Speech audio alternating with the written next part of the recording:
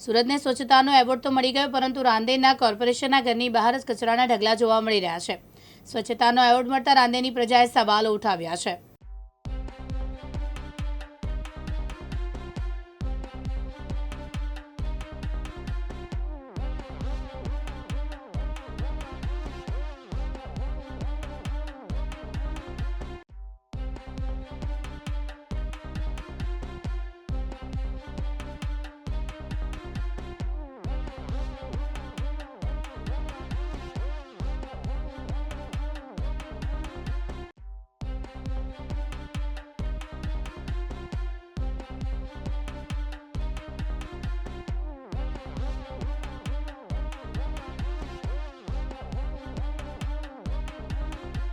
जी, क्या कहोगे इस गंदगी को लेकर? गंदगी के बारे में ऐसा कहेगा, डोर टू डोर सर्विस नहीं होने की वजह से ये कचरा पब्लिक यहाँ आके सोसाइटी वाला आके नाक के जाते हैं, तो उनके पास कोई सॉल्यूशन होता नहीं है।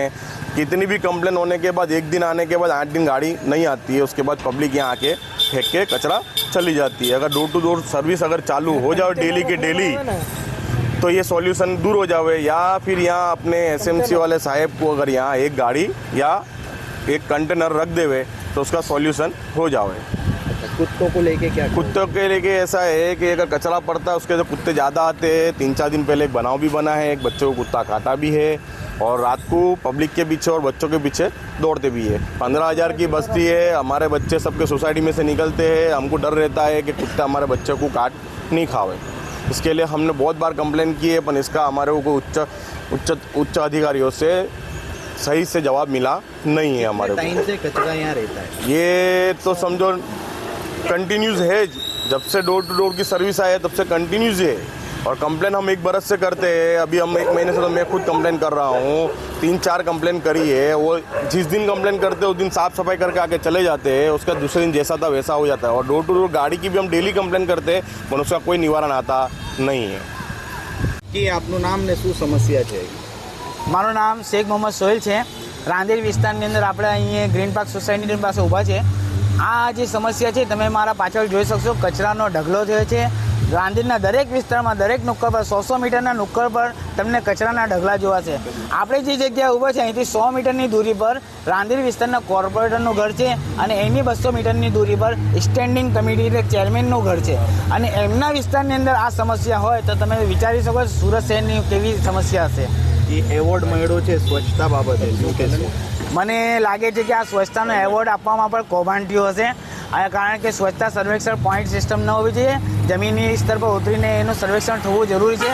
કારણ કે ઠેર ઠેર કચરાના ઢગલા છે, આરોગ્યના જે કામો છે એ થતા નથી, તો આ સર્વેક્ષણ કયા બેઝ પર જોઈએ છે મને સમજાતું નથી। કારણ કે આવો જો બેઝ હોય, જે કચરો દેખાય છે એના પર તો મને લાગે છે કે 100 નંબરમાંથી ને 0 નંબર આવવા જોઈએ।